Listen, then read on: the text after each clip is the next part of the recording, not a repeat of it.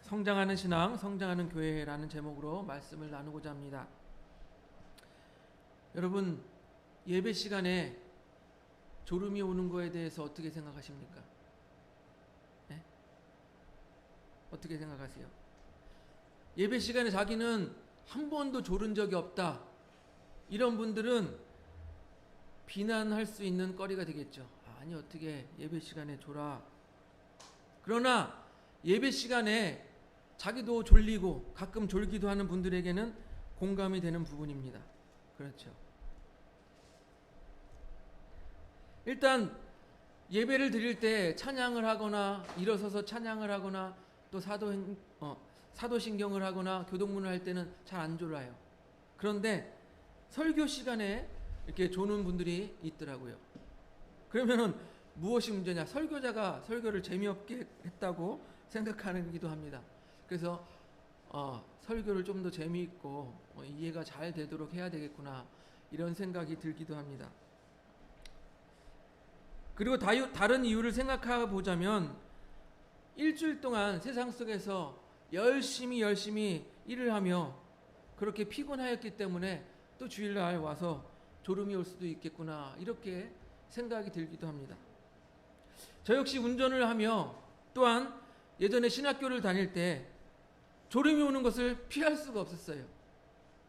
그래서 운전을 하면서 졸음이 오는 것은 여러분 방법이 없어요. 껌을 씹기도 하고 뭐 창문을 열기도 하고 방법이 없어요. 결국에는 휴게소에서 한 10분이고 20분이고 자고 일어나면 졸음이 싹 달아나요. 그런데 수업 시간에 졸리는 것은 방법이 없어요. 수업 시간에 졸리는 것은 도저히 방법이 없어요. 그래서 제가 신학교 다닐 때 어떻게든 안 졸아 보려고 맨 앞자리에 앉아서, 교수님 맨 앞자리에 앉아서 하면 안 졸리겠지. 그래서 졸리는 건 어쩔 수가 없어요. 그렇게 맨 앞자리에 계속 앉아 있어도 너무 피곤하고 힘든 날에는 졸리게 되더라고요. 오늘 본문은 바로 그 졸음에 관한 이야기가 나옵니다. 바울이 에베소의 소동이 끝나고, 지난주에 에베소 소동에 대해서 이야기를 했죠. 소동이 끝나고 한번 넘겨줘 보시겠어요? 안디옥에서 에베소로 가서 에베소에서 소동이 일어났어요. 소동이 일어나서 바울은 계획상으로는 이 빌립보 이렇게 해서 이 마게도니아와 헬라를 걸쳐서 배를 타고 안디옥으로 다시 가려고 생각을 했어요. 그런데 유대인들이 바울을 죽이려고 계획하고 있다는 첩보가 들어왔습니다. 그래서 바울은 배를 타고 안디옥으로 가지 아니하고 다시 육로로 다시 드로아로 왔던 것이에요. 그래서 그 드로아에서 졸음에 관한 이야기가 시작됩니다. 이 드로아는 사실 바울이 이 복음을 전하여서 교회가 세워진 곳이 아니에요. 직접적으로 복음을 전한 곳이 아니라 아마도 이 에베소에서 복음이 전파되어서 그 전파되어서 드로아까지 전해져서 교회가 세워진 것으로 보고 있습니다. 그럼에도 불구하고 이 드로아 사람들은요, 이 말씀에 대한 열정이 남달랐던 것 같아요. 우리 넘겨보세요. 사도행전 20장 7절 같이 읽습니다. 시작. 그 주간의 첫날에 우리가 떡을 떼려 하여 모였더니 바울이 이튿날 떠나고자 하여 그들에게 강론할세 말을 밤중까지 계속하며, 바울이 말씀을 강론하는데 어떻게 했다고요? 밤중까지 계속했다고 말하고 있습니다. 여러분, 바울이 말씀을 전하는데, 강론하는데 혼자 합니까? 혼자 하지 않죠. 듣는 사람이 있어야 하는 거예요. 그러니까 이 드로아 성도들이 모여서, 많은 사람들이 모여서 밤늦게까지 그 말씀을 들었다라는 거예요. 즉 뭐예요? 드로아 사람들은 말씀에 대한 열정이 있었다라는 것입니다. 드로아 성도들이 이 밤중까지 말씀을 듣는 열정이 있었기 때문에 바울이 밤늦게까지 말씀을 강론할 수 있었던 것이에요. 그런데 거기에 유두고라는 청년이 졸음을 참지 못합니다. 넘겨줘 보세요. 사도행전 20장 9절 같이 읽습니다. 시작. 유두고라 하는 청년이 창에 걸터 앉아 있다가 깊이 졸더니 바울이 강론하기를 더 오래 하며 졸음을 이기지 못하여 3층에서 떨어지거늘 일으켜보니 죽었는지라. 이 3층까지 있었다고 하니까 꽤 공간이 컸던 것 같아요. 큰 공간에서 어때요? 사람들이 많이 모여 있었어요. 사람들이 많이 모여서 뭐 숨쉬고 이산화탄소가 나오죠. 뭐 등불까지 밤늦게까지 켰다고 하니까 많이 졸렸을 거예요. 그러니까 이 유두고라는 청년이 졸음을 참지 못하고 떨어져 죽게 된 거예요. 그런데 보세요. 이 유두고라는 이름은 그 당시 흔히 하층민들이 사용했다는 이름이라고 해요. 즉 우리나라라고 말하면 돌쇠 막 이런 이름이죠. 그러니까 돌쇠 무엇입니까? 낮 동안 일해야 되잖아요.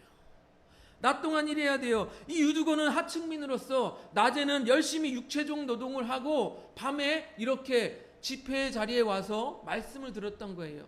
그러니 몸이 피곤해요? 안 피곤해요? 피곤할 거 아니에요.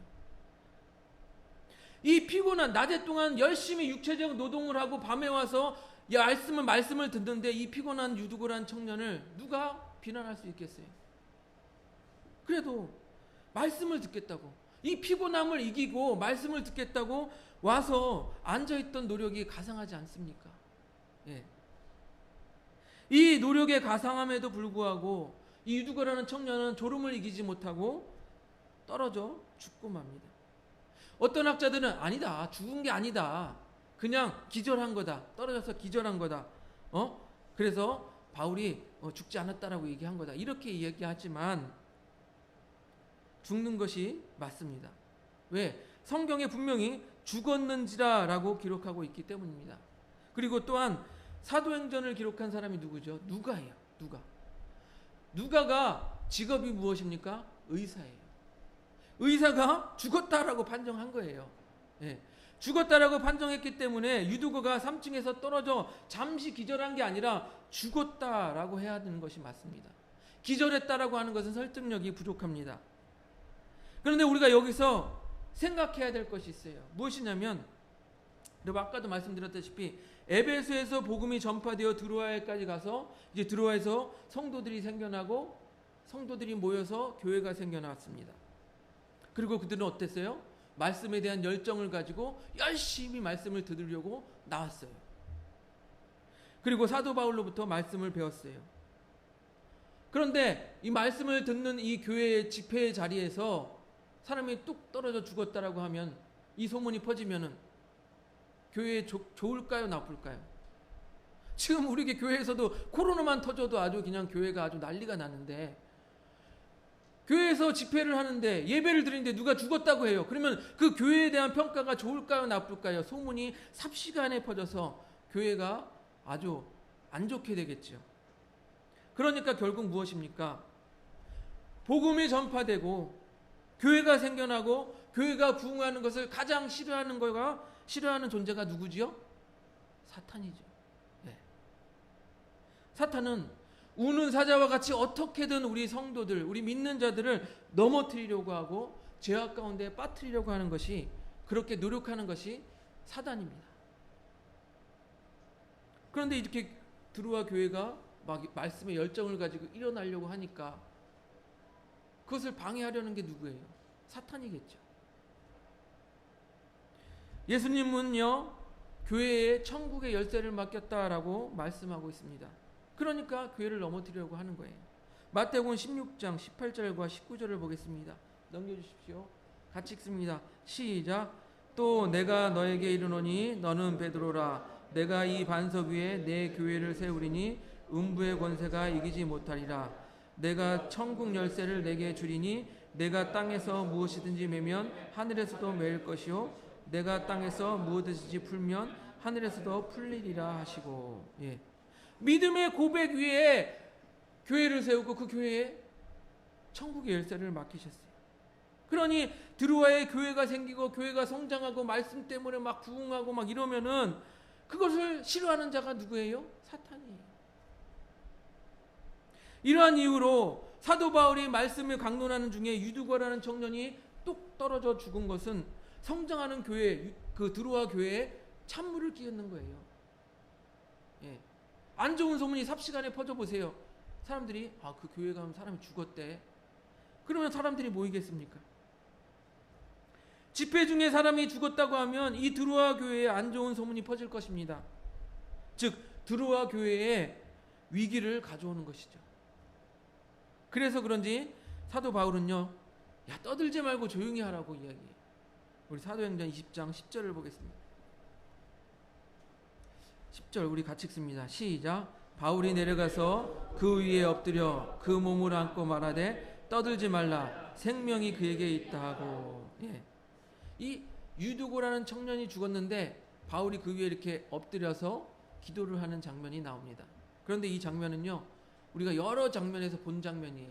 무엇이냐면 구약 성경에서 엘리야가 사르밧 과부의 아들이 죽었을 때 똑같이 그 위에 엎드려서 기도를 했어요. 또 하나, 엘리사가 수넴 여인의 아들이 죽었을 때 그 아들을 살리기 위해서 엎드려서 기도했던 장면과 유사합니다. 그런데 이 유두고라는 청년을 사랑하는 마음으로 엎드려서 그를 안고 기도하는 이 사도 바울. 그리고 사도 바울은 이렇게 얘기합니다. 떠들지 마라. 그에게 생명이 있다. 이 말은요, 야, 그 교회 있잖아. 그 교회 집회하다가 그 유두고가 죽었대. 이 소문을 미련에 차단하는 말이에요. 또한 생명이 그에게 있다라는 말은요, 야, 하나님께서 그를 살리실 것이라는 의미도 있겠지만, 야, 집회 중에 죽었다, 집회 중에 누가 죽었다, 이 소문을 원천적으로 봉쇄하여서 아예 죽음 자체가 없었다, 그렇게 인식하게 하는 말이기도 한 거예요. 죽지 않았다, 생명이 그에게 있다. 그렇게 드로아 교회의 성장을 막고 드로아 교회를 넘어뜨리려고 하는 사단의 계획이 깨져지게 되는 것이에요. 그래서 유두고라는 청년은 살아나고 그곳에 있던 성도들에게 이제 평안이 찾아옵니다. 평안이 찾아오니까 어떻게 해요? 그 청년이 살아나고 평안이 찾아오니까 바울도 이제는 떡을 떼고 먹었다라고 기록하고 있습니다. 이 사건은요, 드로아 교회 성도들에게 살아계신 하나님을 체험하게 하고 또한 그 믿음을 굳건하게 하는 사건이 되었어요. 우리 사도행전 20장 12절을 보겠습니다. 넘겨주세요. 같이 읽습니다. 시작. 사람들이 살아난 청년을 데리고 가서 적지 않게 위로를 받았더라. 예. 그 교회가 다시 하나님의 말씀 가운데 세워지고 믿음이 굳건해지는 계기가 된 거예요. 그래서 우리는요, 이 유두고 청년의 졸음으로 죽었다가 살아난 사건을 통해서 생각하고 배울 것들이 있습니다. 졸음이라는 것은요, 이 육체적인 한계에 의해서 어쩔 수 없지만 우리가 그 졸음을 통하여서 잘못하면 사단의 계획에 쓰임받을 수 있다는 거예요. 뿐만 아니라 이 예배 시간에 졸음이 계속된다면 우리가 하나님의 말씀을 듣지 못하고 계속 졸게 되잖아요. 말씀이 우리 안에 들어오지 못하니까 어떻게 돼요? 우리가 믿음이 굳건해지고 성장할 수 없게 되어지는 거예요. 자연히 개인 신앙의 성장에 도움이 되지 않는다라는 것입니다. 그렇기 때문에 우리는 예배를 잘 드리기 위하여 우리 실제적인 노력을 가해야 돼요. 무엇이냐면요, 예배 전날에는 몸을 피곤하지 않게 유지해야 합니다. 예전에 제가 어떤 그 전도사님에게 들었어요. 자기가 어디서 사역을 하는데 청년들이 전날에 막 주일 전날에 밤 1시 2시까지 막 게임하느라고 잠을 안 자서 다음날 안 온다고 막 그런 말들이 있어요. 우리가 예배를 잘 드리기 위해서 전날에 피곤하지 아니하도록 우리의 육체를 경건하게 준비할 필요가 있는 것입니다. 모든 일을 빨리 마무리하고 일찍 잠에 들 수 있도록 노력해야 합니다. 물론 나는 늦게까지 일해도 다음날 예배 시간에 안 좋을 수 있어. 그런 분들은 뭐 상관이 없겠죠. 그리고 예배 전에 성령의 인도하심을 구해야 합니다. 우리 로마서 8장 26절을 보겠습니다. 넘겨주세요. 같이 읽습니다. 로마서 8장 26절 같이 읽습니다. 시작. 이와 같이 성령도 우리의 연약함을 도우시나니 우리는 마땅히 기도할 바를 알지 못하나 오직 성령이 말할 수 없는 탄식으로 우리를 위하여 친히 간구하시느니라. 성령께서 우리의 연약함을 도우실 수 있습니다. 그렇기 때문에 우리는 성령의 도우심을 구해야 합니다. 주님, 오늘 예배를 잘 드릴 수 있도록 인도하여 주시옵소서. 또 고린도전서 2장 10절을 보겠습니다. 넘겨주세요. 같이 읽습니다. 시작. 오직 하나님이 성령으로 이것을 우리에게 보이셨으니 성령은 모든 것 곧 하나님의 깊은 것까지도 통달하시느니라. 아멘. 성령께서 우리에게 강력하게 역사하셔서 말씀을 깨닫게 하시는 거예요. 통달하게 하시는 거예요. 말씀을 들을 때 말씀이 이해가 되지 않으면 졸린데 말씀이 꿀같이 달게 막 들어오면 안 졸린 거예요. 이해하실 분은 이해하실 줄로 믿습니다. 성령께서 우리로 하여금 말씀을 깨닫게 하십니다. 그렇게 말씀에 대한 열정으로 가득할 때 이 개인 신앙이 성장하게 되는 것이에요. 그러면 개인 신앙이 성장하게 되면 어떻게 돼요? 당연히 교회도 성장하게 되는 것입니다.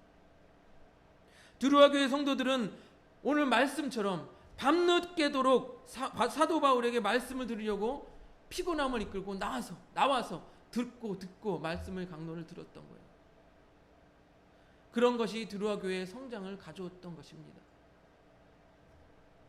사랑하는 성도 여러분, 교회가 성장하려면 그 교회의 구성원들이 각자가 또한 성장해야 되는 거예요. 그들이 말씀으로 강하게 무장되고 또한 말씀으로 가장에 무장되고 믿음이 성장하여서 그 자기가 가진 이 복음을 전할 수밖에 없을 때 나아가서 전하고 그들을 데려와 또한 말씀으로 가르치고 개인의 신앙이 성장해야 교회가 성장할 수 있는 거예요.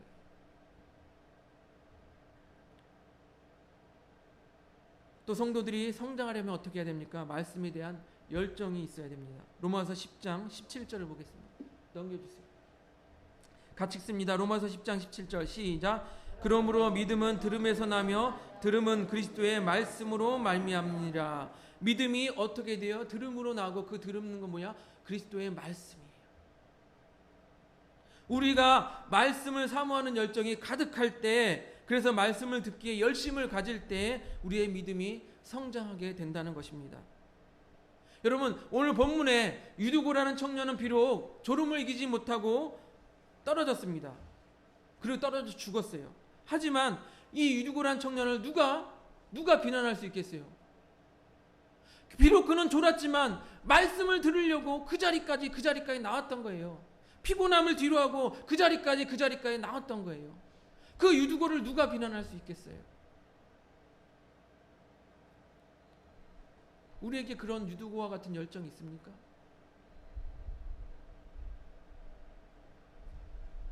말씀드리지 않아도 목사님 이러한 사정이 저러한 사정이 때문에 교회 못 나가요.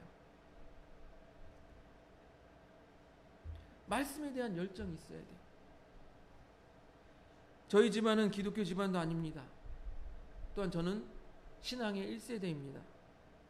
그렇기 때문에 목사가 되고 교회를 개척하고 지금까지 목회를 하는 가운데 어떻게 어려움이 없을 수 있겠습니까? 당연히 어려움이 있어요. 그런데 놀라운 것은요, 어려움에 처할 때마다 어렸을 때 외웠던 그 말씀이 생각이 나는 거예요.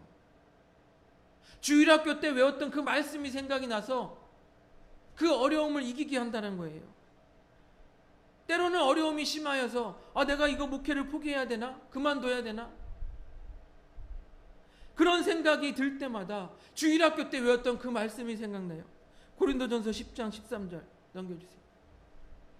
같이 한번 읽어볼게요. 시작. 사람이 감당할 시험 밖에는 너희가 당한 것이 없나니 오직 하나님은 미쁘사 너희가 감당하지 못할 시험 당함을 허락하지 아니하시고 시험 당할 즈음에 또한 피할 길을 내사 너희로 능히 감당하게 하시느니라.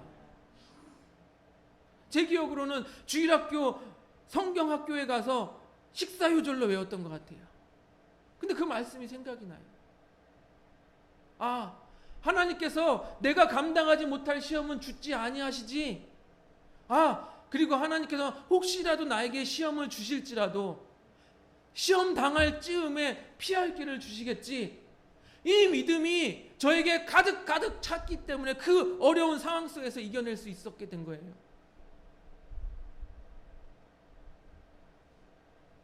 믿음이 어디서 나온다고요? 말씀에서 나온다. 그렇기 때문에 우리의 믿음의 성장은 말씀에 대한 열정에서 나오는 것입니다.